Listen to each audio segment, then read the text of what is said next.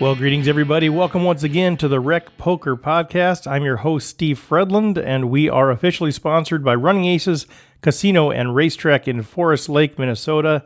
And today we're going to have an interview with author Sheree Bykofsky. She wrote The Kaizen of Poker, and this is going to be our last interview for a while. At least that's what I've got planned. There's plenty of others who want to be on the show, plenty of others who have agreed to be on the show. But after today's interview, we're going to run something new. We've done, almost 20 straight weeks of interviews, which have been fantastic, very enlightening. But we're going to get back into a little bit more strategy, specific, focused topic type of things. And what we're going to be doing, I think, is going to work really well. I think it's unique. I don't know if it's been done before. But basically, I'm going to be soliciting input from all of these pros, all of these recreational players, a ton of different people. If you want to be part of that, let me know soon. But I'm going to basically be building my poker strategy from scratch. I'm going to take away what I know, and I'm going to say, okay, if I'm building a poker, no-limit hold'em, tournament poker strategy, how do I build that up from the ground floor? And so I think this is going to be incredibly helpful, incredibly insightful, because we're going to get a number of different perspectives. So we'll get different ideas on how people approach building a strategy, including hand ranges and all of those sorts of things. And I think just a lot of concepts are going to be coming up through the discussions that are going to be super rich and super helpful with multiple perspectives from a variety of different folks, including some of the best players in the world who you've already heard from on the podcast. So I'm really looking forward to that. Just to tease that out a little bit, some of the questions that I'm going to start with are real foundational questions. And these are the questions that I'm posing to you guys. I'm posing out on Twitter, out on Facebook, and to the pros and recs who have agreed to be part of it. But the questions are really around my personality. Based on who I am as a person, how much should that influence the style of play that I adopt? How important is it that those things are consistent? So I shared a little bit about my personality and how well should we line up with that. Also, everybody has a different perspective on sort of what deep stack poker is. And so I'm starting this idea of a comfort zone. How many big blinds does it take to feel like you're in the comfort zone where you can really do all of the tools that are available for you in your toolkit? So I want to get a handle on that, because then I want to start looking at ranges when you're inside of that comfort zone. And so first I need to define what that comfort zone is, because I think it's different for different people. I also want to chat a little bit about how do people adjust their opening hand ranges by position. I know some people do it looking at all 10 spots, and the range is a little bit different for each of those spots. Some people break it down to just early, mid, late, and the blinds. Some people basically look at everything through the cutoff and then beyond.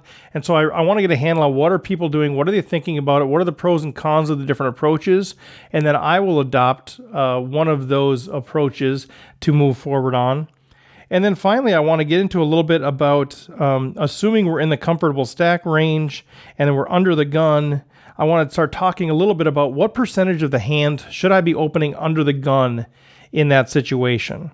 And then also look at the frequency of, if I do raise under the gun and I get 3-bet, how often should I be calling? How often should I be folding? How often should I be 4-betting? So this is before we're actually building those hands. I just want to get an idea of what those frequencies should be. What's sort of an optimal approach as we're starting to build these ranges in those situations. And I also want to talk a little bit about what bet sizing should I use under the gun in the situation where we're all in the comfort zone. And also I want to ask a little bit about limping strategy. Should I have a limping strategy under the gun? And if so, what should that look like? So these are some of the questions that I'm going to be posing over the next few weeks. And once we get some of those foundational questions, we'll move forward and then little by little build up my tournament poker strategy, including all of these ranges. And I'm not necessarily going to be ascribing to you all that that's the range that you should have, but I think the process is what's critical to that. Get a hold of me. You can shoot me an email, stevefredland@gmail.com, if you want to be part of that. Otherwise, answer the polls out on Twitter and Facebook as they show up. I would love to have you do that. I think that's another way to collect some good information. So, sorry, normally I don't do a big long intro, but that is my intro piece. So with that, I just want to remind you, Running Aces Racetrack and Casino is our official sponsor. And if you're in the Minnesota area, they got a fantastic, cool, unique tournament coming up at the end of August. I believe it's August 22nd through the 26th. It's a 2-day event with, I believe, 5 day ones. And ultimately what it is, it's a $210 tournament for $40,000 in starting chips. Now it's sort of unique in that it's a $150 buy-in with a $10 add-on. Each of those get you $10K in chips. And then you can do a rebuy at the table up until the registration deadline for $50 for another $20K.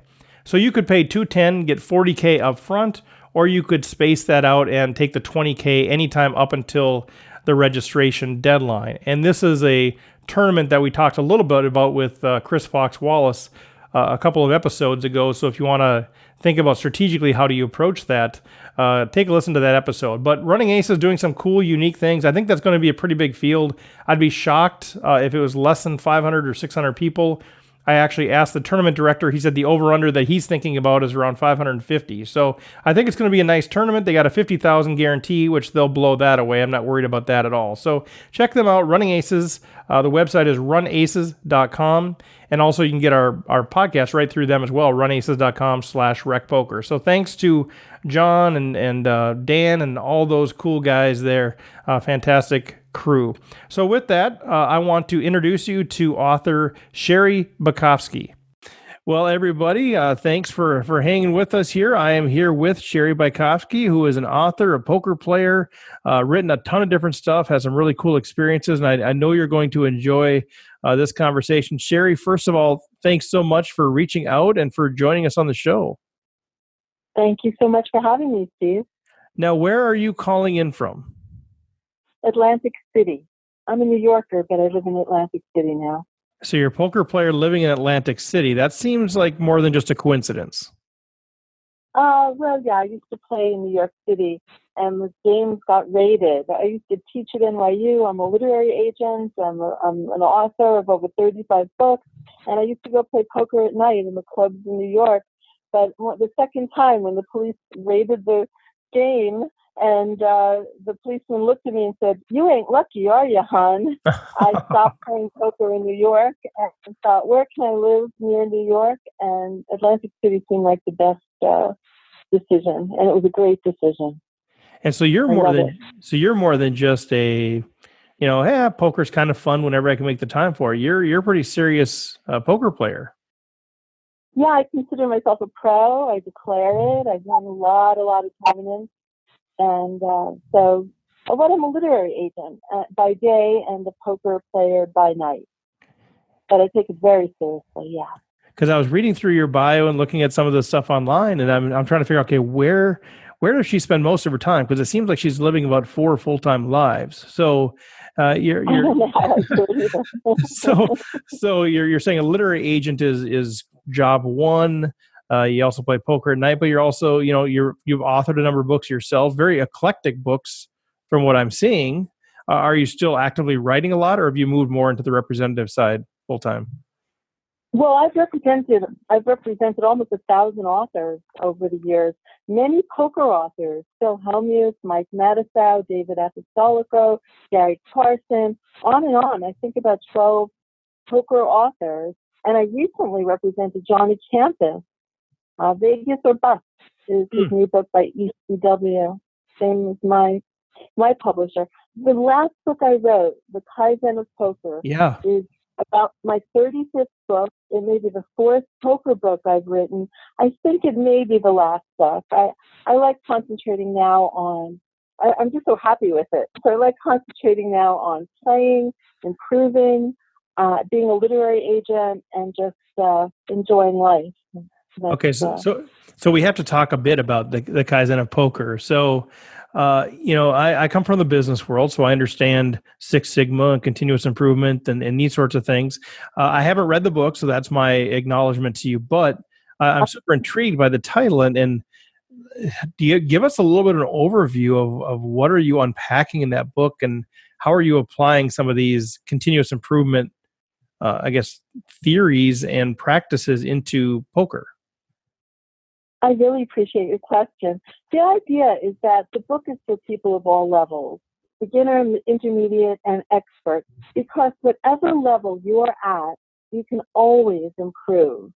And so the Kaizen of poker is designed so that you can target which areas. There's a morning after checklist. What are the areas that you look at? Why did you lose yesterday? Or even why did you win? What areas can use more improvement than others? And you go to that section of the book, and it gives you sort of a self-evaluation and some tips and strategies that specifically target that area. And you can always go back and you can always review.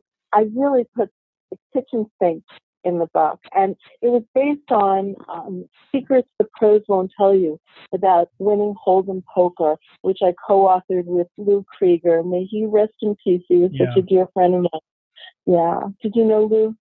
I didn't, but I know the name, and I know he was very well respected in the poker community. Yes, he really was. I miss him so much, but I felt like I was erecting a well-deserved statue to him. I took all the strategies and I added strategies over the years, and I put them into this formula, which I think is very, very helpful for improving. What I noticed recently was that 10 people sit around a table, usually playing, and they don't realize that the most important strategy of the game, the most important aspect to becoming a winning player, is being able to read the cards of the other players as if they were see-through, as if they were, face up. And the people sitting at the table, almost none of them think, what do the other players hold in their hands? What do they have? They don't even think it's a part of the game. Forget about it being the most important aspect of the game.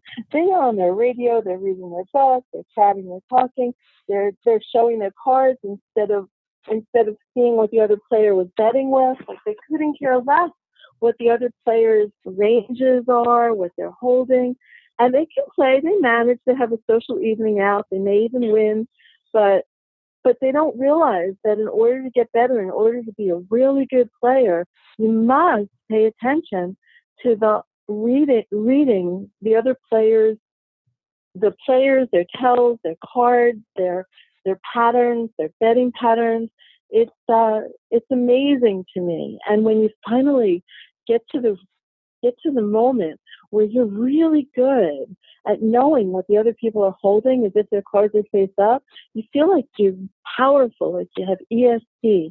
I mean, it just becomes such a wonderful game that's where my passion comes from for the game. And I just take that and I try to improve on so many levels. But I like teaching people about reading other players and reading cards. And I mean, of course, there's so many aspects of the game, bluffing and playing the right cards and the ranges. But I don't start with what beats what. I mean, I always assume people know that and what a good starting hand. I like to take it deeper. And I find even beginners can learn these strategies of reading cards. Yeah. When they pay attention.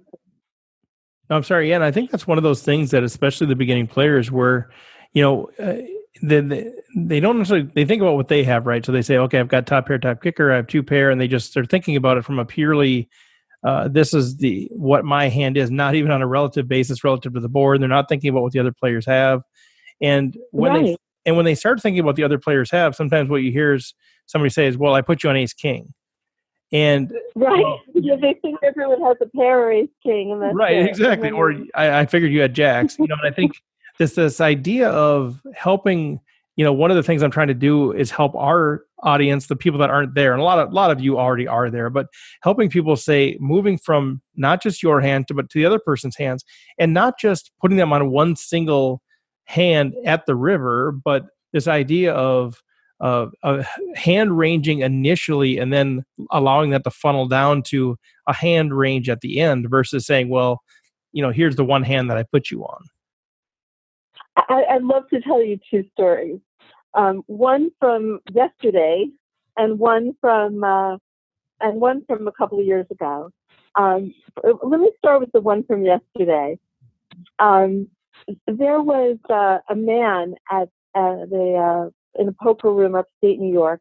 He used to own one of the most famous poker clubs in New York. I think I remembered him. I'm not going to say the poker club, but it was an underground club. It's not there anymore. And he used to own it. So he was an older man and supposedly a lot of experience playing poker. But we're in a legal poker room, and he obviously was playing like an older man. He's playing good cards. So one player raises, and this man makes a big re-raise to $50. We're playing 2-5 no limit. He makes it $50, and he got 2 callers. Very loose game. Well, the flop was Jack 4-4, and the man, the older man, if you had any doubt that he had pocket aces, you didn't doubt it anymore if you were thinking about it, because he put out $190 on the flop of Jack 4-4. One player called and another player called. So if you're thinking about it, one of the player probably has ace jack or jack and just thinks maybe, he has the best hand and isn't really paying good attention. The other player, one of them has to have a 4 at least, or jack full. I mean, they call the big raise pre-flop, and they're calling the flop. So now the man with the aces, it's his turn. The turn is a 7. It's his turn. What does he do? He goes all in for that $900.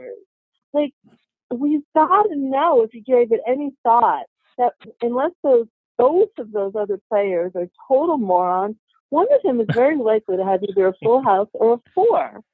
So the first one who called sold, and the second one never even got a chance to bet. He calls. What does he have? Quad 4s. He flopped quads. So the man reaches in. The pot is $2,500 pot. He collects it without ever making a bet. And the guy with the aces shakes his head and buys in for another 1,000. Yeah, I mean, he puts in 200 big blinds with one pair. And not realizing that playing it that way, you're forcing your opponents to play optimally. Like, the only thing that's going to call you in either of those spots is, at least the second spot is something that beats you. So you get or a couple of 4s or a full house, but he's already tested. Right. He tested on the flop, right? He tested with $195. Okay, it's a big test, but now he gets called. Right. Well, you have to give them something. The radar's got to be up there. Yes. I mean, you don't have to lose your whole stack just because you have a pair of aces. I folded aces the day before. I raised pre-flop. I got 2 callers. The flop had all kinds of things. I tested it. I got 2 callers again.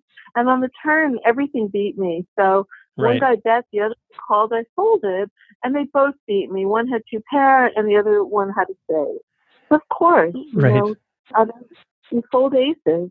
I want to tell you. Before you tell the second story, I'm curious what your take is on that.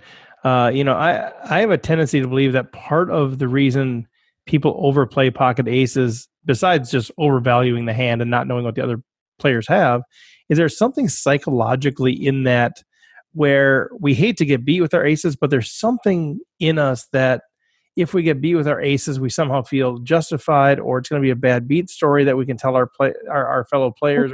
There's almost like this twisted sort of benefit from having our aces cracked.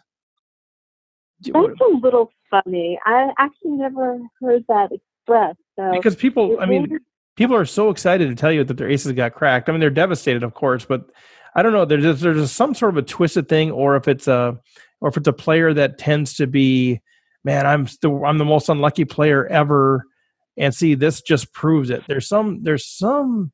I think there's something there around psychologically. We almost allow ourselves to be put in those spots where our great hands can get cracked because it affirms somehow that we are the most unlucky players on earth. Well, that's if you're thinking negatively. It's good to think positively, but when you reach a certain level, you feel better about folding aces than you do about. You feel great when you fold them. And it just feels sad. I mean, it's a beginner who might think, well, they're afraid to say pass the flop. So they want to be all in. And I guess if I'm going to be all in, I want to be all in heads up with a pair of aces pre-flop. Right. But I'm only going to go all in, like in a tournament, if I'm short stacked and I need luck. And I'm going to want to be heads up, all in pre-flop with aces in that situation. And if that's the case, and I go out of a tournament, if I go out of a tournament, I would like to, especially if you're a beginner, you want to go out with aces. You want to say, I got knocked out of the tournament. Well, I had aces, I had kings, and I got beat by a guy who called me king three. What can I do? But really, I once won a tournament with 484 people. I came in first. It was an online tournament on PokerStars. I won a seat into the World Series of Poker in a week in Vegas. First, they gave away 2 seats. There was a $33 buy-in, and I won a seat in the World Series. So I was watching the leaderboard the whole time, and I was pretty much leading. I was near the top the whole time. But I never, ever had to go all in, and I never had any luck. I had pocket jacks back, but the only time I was all in was when there was a short stack, so I wasn't really all in. And I didn't have any particularly good luck. I had only bad luck when I think about the jacks, a couple of hands where I had the better hand and it lost. I didn't have to rely on any rivers. I just kept playing the big stack. I just kept chipping up, playing against the shortest stack until I won that seat. And it was so many hours of playing, or 16 hours of playing. And I think that was my greatest accomplishment. But when that notion of luck and being all in, if you stay well above the average, you never have to go all in the tournament. Yeah, until you get. Yeah, if you're paying attention to the other chip stacks of the table, and obviously luck comes in many forms. So you're lucky that you didn't run kings into aces. You're lucky that you didn't go set over set and those sorts of things. But what I'm hearing is you didn't need to suck out. You could actually just kind of manage your stack and be opportunistic and build your stack that way, and never have to put your stack at risk, which is fantastic. But now you said it was your greatest poker accomplishment. But I think I also saw that don't you have a World Series of Poker circuit event win also? Yeah, I won first place in the Showboat Ladies Circuit. First place, so I do have a WSOP necklace. Very cool. Trophy, and I've won just last week. I came second in the Borgata ladies tournament. I've done very well. I won a Taj Mahal ladies tournament, a lot of firsts and seconds in ladies tournaments, and a lot of final tables and a lot of first places. But you're kind of a beast from the East. Yeah, they don't really see me coming, I think. I like to be underestimated, and I use that to my advantage. Sometimes I'm like everybody. Occasionally I shouldn't really be playing, or I'll make a bluff. It doesn't go well. So I might not always, I might start playing a little too soon before I really have a lay of the land. I may get too many good cards to play, so I don't really get to fold for an hour, which I like to do. Right. And then I'll look like I'm playing badly. And I use that to my advantage, and I just kind of wake up in my seat, and they don't see me coming. They don't know. They don't expect things out of me. Yeah. Oh, I do want to tell you that other story about my great read. There's a dealer in Atlantic City who thinks I'm the greatest card reader the world has ever known. He couldn't really believe it. He's still scratching his head, and it was really very simple. I want to tell you how I did it, because anyone could do it. And even though I like him thinking that I'm brilliant, it was really easy. I was in a tournament, and everyone limped. I don't encourage limping, but in this particular hand, there was a lot of limping. So there was a little blind, a big blind, and there was a limp and another limp. So I limped. I don't remember what I had, 10 jack, who knows. And then it came around to the little blind, and the little blind was it the little blind? No, it was the big blind. I'm sorry, it's the big blind. It came around, and he was so excited that no one had raised, that he was going to get to play this horrible hand. I wish I could show you. He just like checked with such enthusiasm. Like his whole demeanor said, "Oh my gosh, I can't believe I'm getting to play this horrible, horrible hand." Right. And then the flop was Queen, Jack, 5, rainbow. All three different suits, Queen, Jack, 5. And now the guy lights up like a Christmas tree. He was so excited. And he could barely contain himself, but he looks at the flop, he's all interested, and he puts out like a small, a medium-sized bet. And the next guy folds, and now I'm the last one. And I said, I wouldn't even call $5. I know you have Queen 5 offsuit. And I sold it. Right. And he was like, what? And he showed Queen 5 offsuit. Yeah. And but to me it was obvious. Like, what horrible hand do we have that now he's suddenly thrilled with the flop? It's only Queen 5 or Jack 5. Yeah, but Jack 5, it still wouldn't be like such a mirror.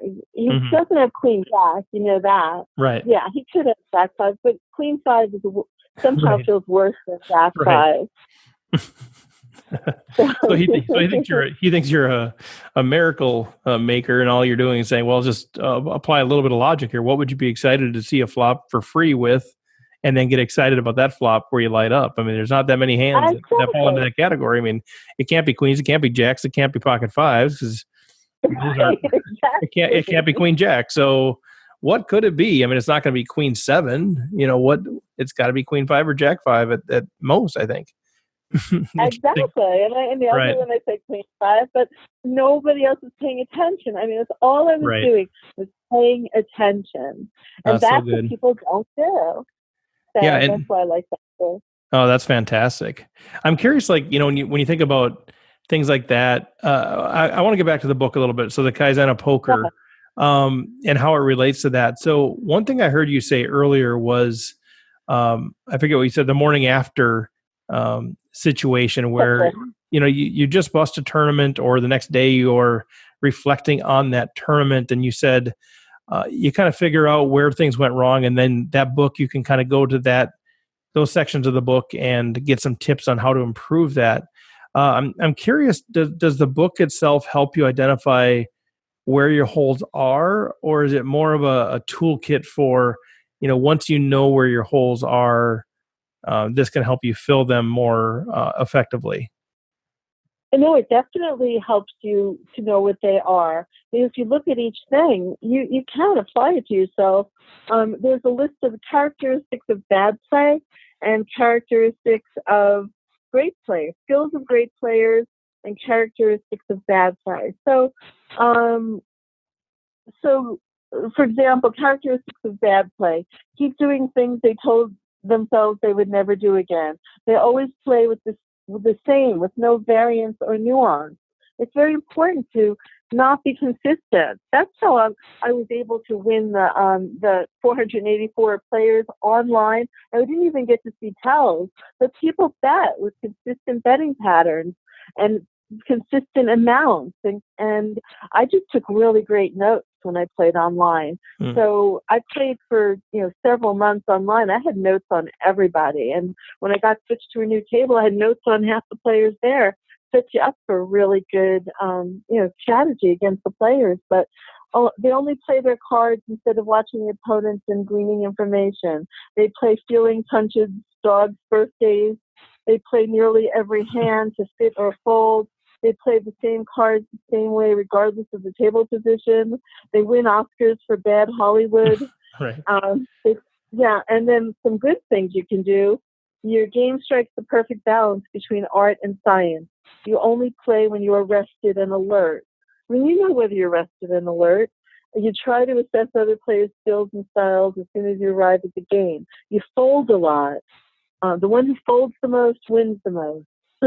You know when to call it a day. You don't waste your money. You make good reads, good folds, and good calls. I mean, if last night you called, or several times somebody showed you the bluff, or you just played too many hands or you lost your focus.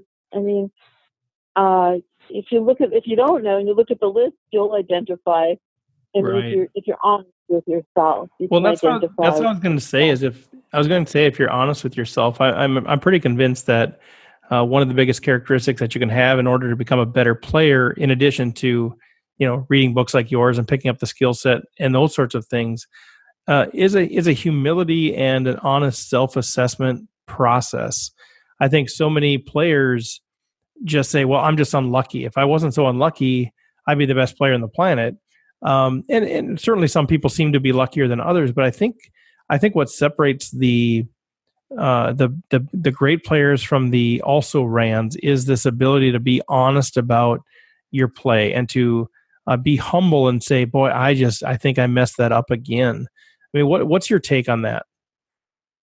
It's funny. You have me thinking about just this week. Again, at the same table where the man went all in with the aces and lost the whole staff $1,000 or more than 1,000. There was another player there who, when I sat down, I counted. He had about I don't know, 2,000 in front of him, a lot of chips, and he was a little off. I don't know, like he was slow. He seemed a little unfocused, and then everyone would have to remind him it was his turn. Mm-hmm. But I started off not playing well, and I do know that at a new game, all the other players, no matter how good you are, the home players in their hometown and their home felt, they have an advantage. They just know each other and what their ranges are and what their soul with, and it takes a lot of time to get up to speed on that. So I didn't play my best, and I was losing, and I bought in, like my third buy-in, I was now in the game for like 900. My third buy-in was, I was in the game for for 900. My third buy-in was $200, and I was like, yeah, I'm just going to win it or leave this, that. And I made up my mind that I was going to play my very, very best game. But when I made that last buy-in, and by then I really knew the players, and I was just determined. I'm winning, and that's it. And that guy said to me, I give lessons, $200 an hour. And I said, I'm sure I could really benefit from your lessons. And I didn't say to him, but I was thinking, well, he could benefit from my lessons too. But I really meant it in my mind that we could definitely benefit from each other's lessons, no question about it. And certainly, I don't blame him if he thought I was a pretty bad player. I wasn't terrible. Like, I had a bluff that got looked up it shouldn't have, but I wasn't good. I wasn't playing my optimum best game, and I didn't fold enough. So I was determined, and I did. I played awesome master poker at that point, and I turned my $200 into $1,100 and cashed out. And I went and had dinner. I came back, and that guy who had 2,000 now down to like 200, and then I watched him give that away and go home with nothing. So did you offer him lessons at that point then? No, I didn't. I wonder if he realized. I don't know if you thought I got lucky. So I'm curious. Obviously you're such an observant person at the table, and I'm guessing that translates off the felt as well. I'm guessing you're just an observant person. But as you're at the table, and I'm specifically thinking tournaments, but this could apply to cash as well. When you look around, what do you think are the biggest mistakes that are being made most often by players? And I've talked to a lot of the top level pros, your Matt Berkeys of the world, and all of those guys, and we get a lot of different answers from people, but there are some common themes. I'm curious from your perspective as a person who's generally just more observant than the rest of us. What are those things where you kind of are constantly saying, "Boy, that's a mistake," or "That person must be less experienced," or what are the themes there? Well, I have a good 36 of them or more, but I would say the most common ones are playing too many hands. Once I get people to realize, and it's not even playing 100% by the book, because I believe you should play maybe 90% by the book. When you're acting correctly. You can act incorrectly sometimes if you can outplay the other players. So I would say, 90% by the book and 10% of your own game, your own creative way. But it still requires a lot of patience. So not having patience is a big one. Playing too many hands, failing to pay attention to what other people are doing or what their cards might be or how they play or whether they're tight or loose. Not if you're in a bad game, not leaving the bad game. You can usually go to another game that's more beneficial to you. Sometimes there are too many maniacs, too many bad players to make the whole game a big crapshoot. It's just a total luck fest. And I mean, so sometimes it's easier to play with good players. So yeah, I think playing above what you can afford. Sometimes I'll start with a short stack, like 200 in a cash game, and I'll try to build it up to a big stack. And then I try to play in the poker room where I could go to another table with a short stack again. Because once I get to the point where I have a big stack, and now I get pocket aces or I flop a set, and I don't want to go all in. I don't want to make what might be the correct move because I don't want to risk all my chips anymore. That's when I think I need to leave. If I'm afraid to play my aces or play my cards correctly for fear of losing, then it's time to leave. And not leaving at the right time, I think, is a big mistake that people make. Trying to find the optimum time to leave is a skill worth developing. Oh, that's in the cash. So in a tournament, yeah, my strategies are pretty much like I told you. The average chip stack is something very, very important to keep in mind during the whole tournament. It should be up a really good tournament director will leave the correct average chip stack up on the board the whole time.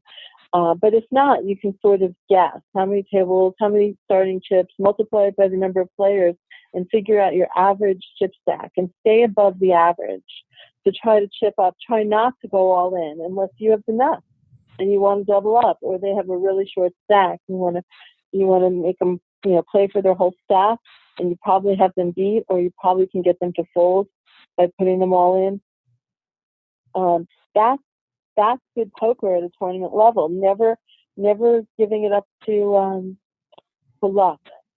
What do you find that the other players say are the biggest mistakes? Yeah, I think playing too many hands is by far the number one answer. That so many of the situations that we end up discussing about river decisions or turn decisions or all-in decisions, a lot of them are predicated by the pre-flop decision to play a hand or not. And so that really is one of the biggest ones that comes up. The c-betting frequency is another big one that comes up. Being consistent, like always doing the continuation bet, that's a big mistake. People can really take advantage of anything you always do. Yep. Anyone who pays attention can outplay you. Some people not c-betting enough, some people c-betting too much.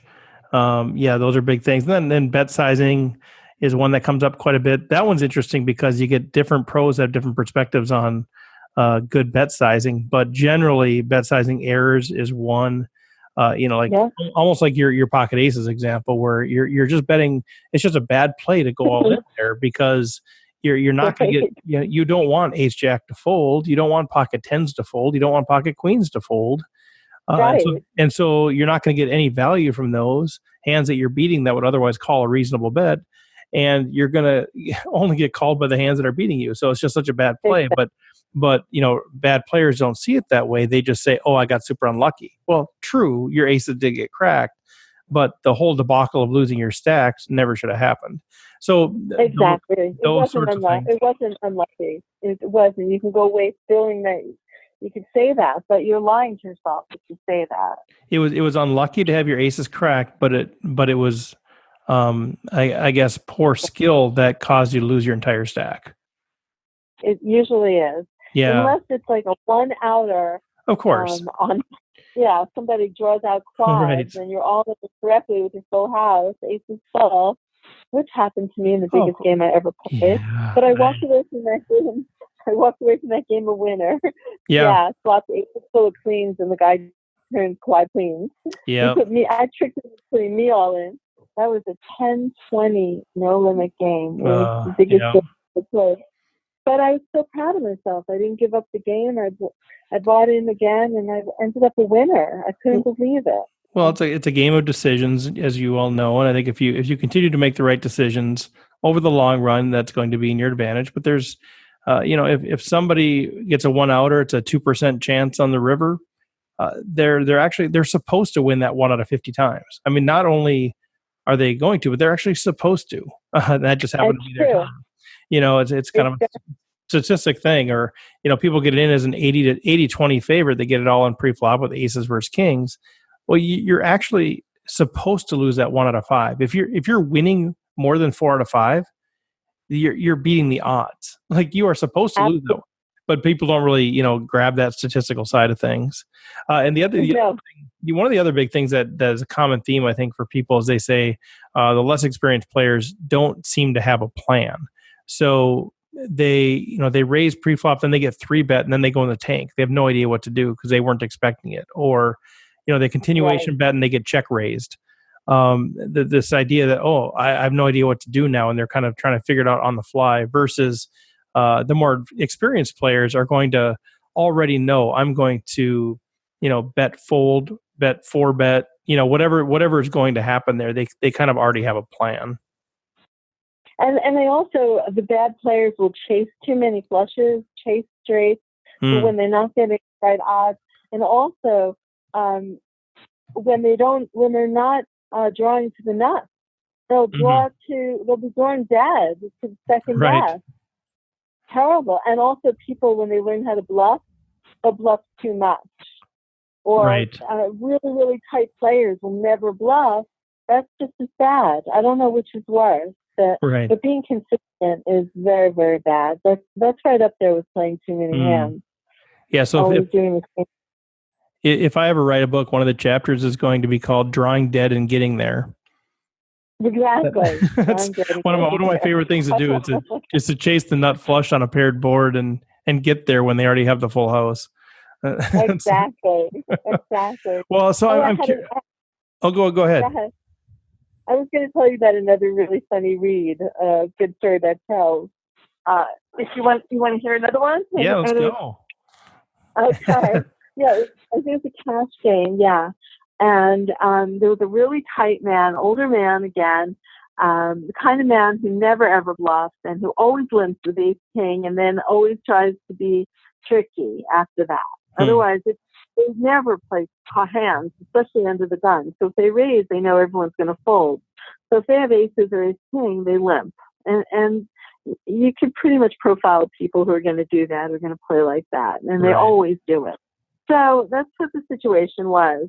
The man was, the thing about this man, though, was he had pure white hair and he had a big, giant, bushy white mustache covering his lips. You couldn't see his lips.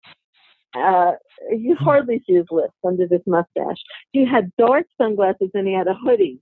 He was just like a Unabomber. Okay. And he was really afraid of showing tells, and he's obviously aware of tells.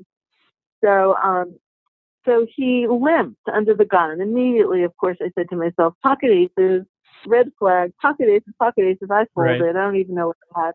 And I don't know, there were 3 other people in the hand. And then the flop came, and we had an ace.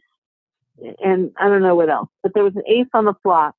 And that man, with the only part of his body that you could see, which was his lips barely underneath the white bushy mustache, it made like a tisk, like he couldn't help himself. Mm-hmm. So immediately I know he flopped a set of aces. Right. Just because I was looking, as he looked at the flop, I watched. And then he checked. And of course he check raises, then he bets, he gets 2 callers all the way to the river, it's a big pot. You're like just shaking your head. Yes. 3 aces, whatever, probably a full house at the end. and he took down a big pot.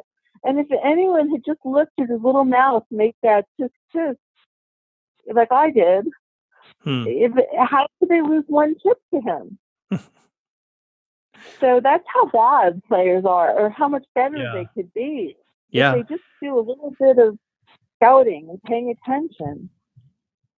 Right, and that's sort of the thing. I think that's sort of the rub, is that a lot of players are just, it's their hobby. They're just going to have fun, blah blah blah blah blah. And that's great. But if you're serious about improving the game, those are the, I guess I would say, little things, but they're not really little things. But those are the things that are going to improve your game. You start paying attention to players. When you're out of the hand, you start hand ranging somebody just for the fun. Consider it a game.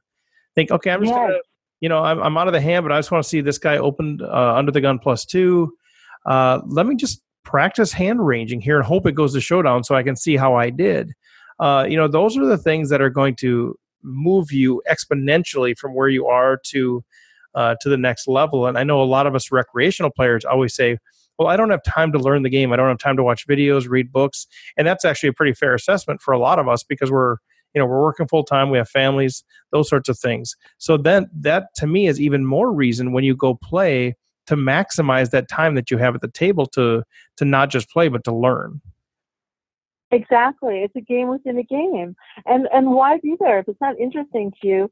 If you see two people in a hand, you're not in the hand, think about it. Who is going to win that hand? And why? And why? What's going to happen? Yeah, and why? And how would you do it differently? How can you make the most money? Not just win the pot, but win the most. And why did that person go all in when he wanted somebody else to call and maybe he could have made more than he made? And why, when somebody says, here's a situation, one guy bets, the other one folds. First guy goes, you want to see? And the second guy goes, no. But why? I'm always like, I will. I'd like to see. I'm out of the hand saying, I want to see. The guy who says no says so much about him. So you chalk that up. You're sitting at the table and you say to yourself, okay, he doesn't care what other people have. That's good to know.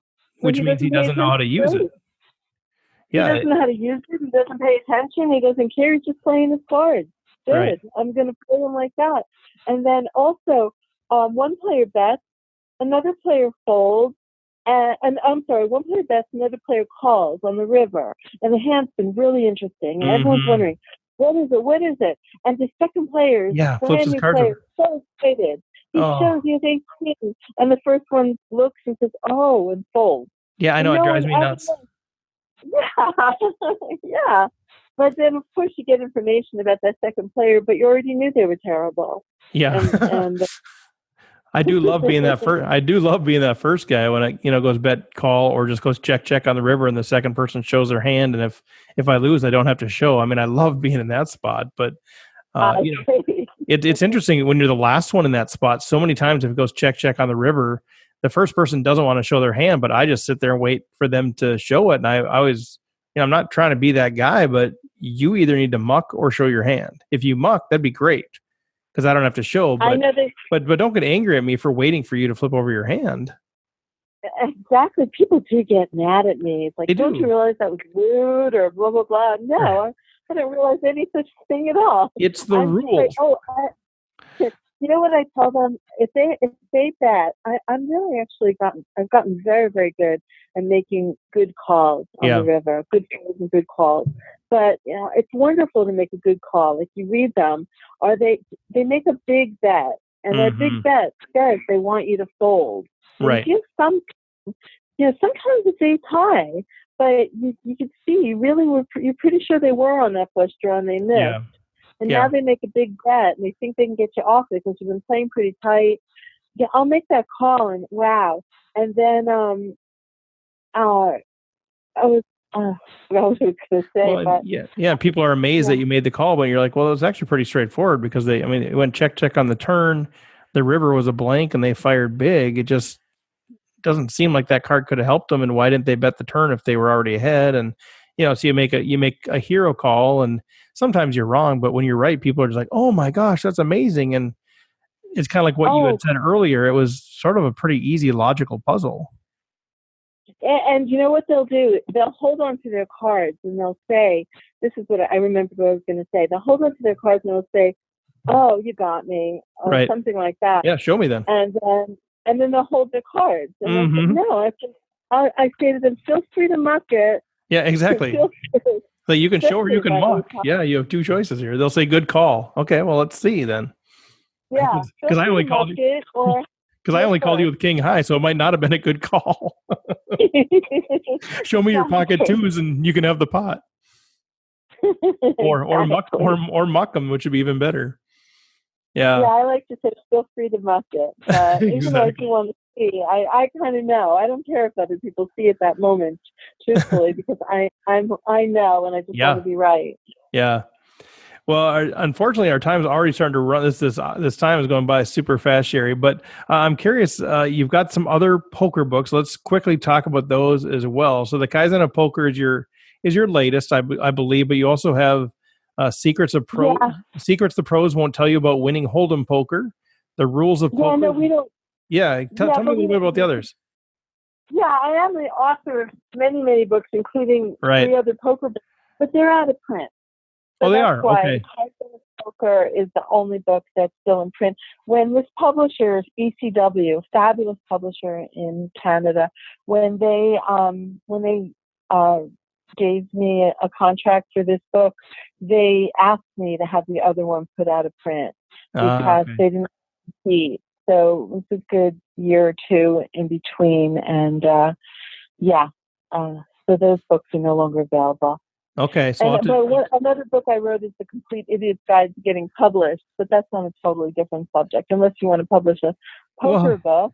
Well, it's just super interesting because I know I've never interviewed anybody who's written a book anywhere near the title of things like Sexy City Cocktails or Put Your House on a Diet, The Downtown Girl's Guide to Wine. I mean, these are a very eclectic, interesting sort of body of work that you've done. So it sounds like, I'm assuming if you've got these interesting books that you've written, everything from poker to all of these other pieces with wine in the cities and getting published, and now you're doing all those things supporting authors, and interesting portfolio means you probably had a pretty interesting life as well.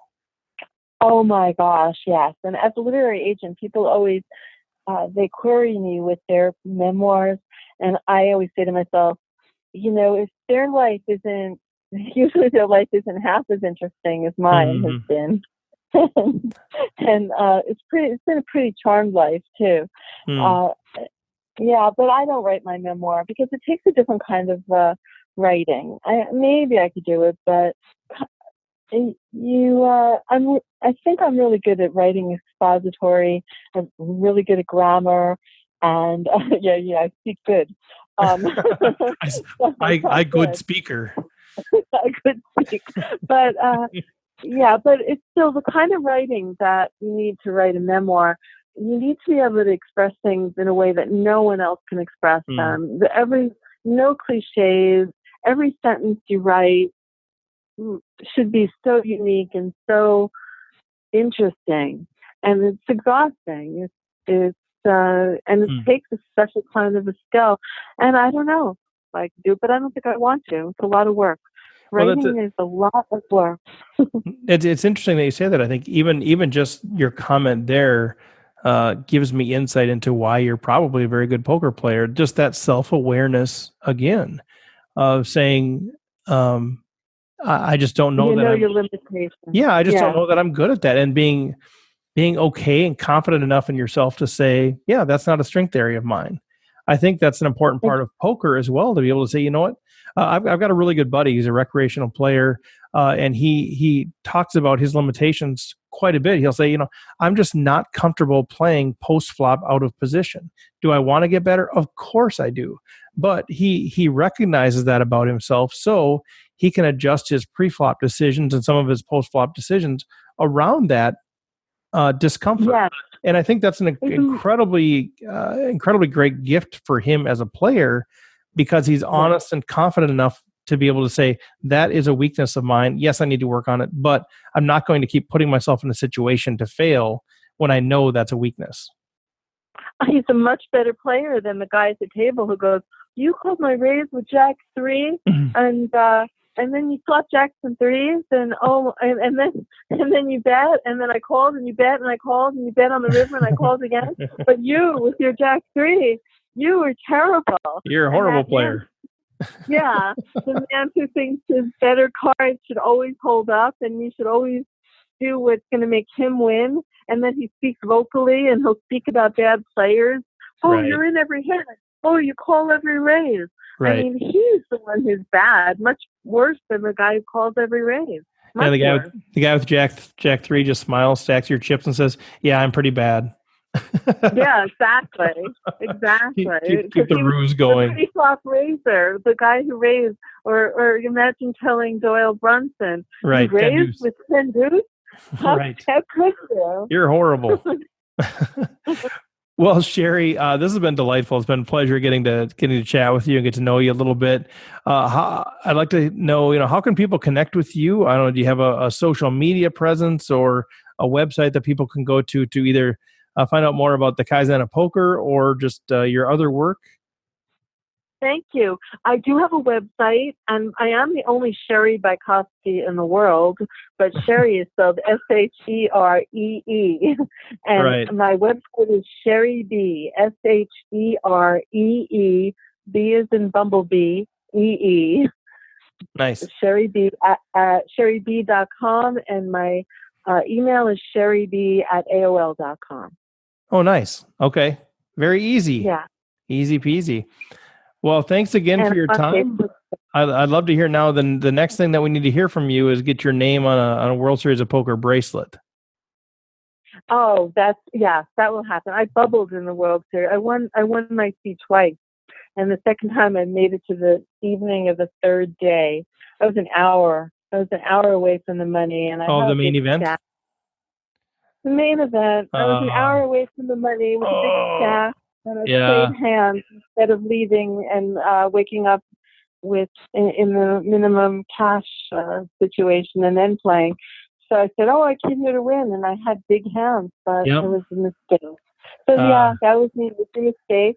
Next time I win my way in, I will prevail. You'll awesome. hear of me then. Well, we'll look forward to watching you on ESPN. But seriously, Sheree, thanks again for your time. Good luck with the book and with all your other adventures. Thank you. Great to meet you. All right, take care. All right, well, that's it for today's episode. Thank you so much, Sheree, for your time. And a reminder, next week, at least my plan is to start digging into building my own personal strategy, which with certainly application beyond just myself, and I'll make sure that the content is geared so it helps all of us who are building our game, thinking about our game, thinking about tweaking our game, who have maybe identified holes in our game and are looking for how we can plug those. I think this sort of process is going to be helpful for all of those situations. So please stay tuned. If you have any questions, comments, concerns, ideas, shoot them to me, stevefredland@gmail.com, or at Rec Poker on Twitter, or the Rec Poker Facebook group. All right, everybody, have a good week, and we will chat with you next week.